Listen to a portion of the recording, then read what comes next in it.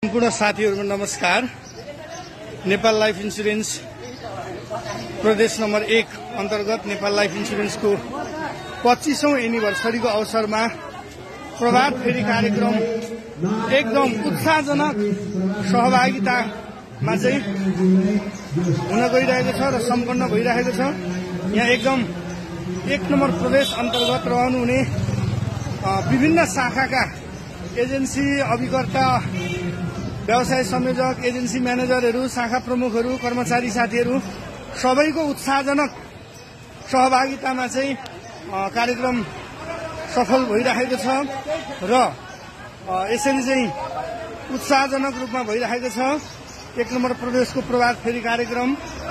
यता हाम्रा अभिकर्ता संघ केन्द्रीय अध्यक्षज्यू पनि यहाँ हुनुहुन्छ। म धनकुटा शाखा प्रमुख दीपक बस्नेत चाहिँ भिडियो बनाएर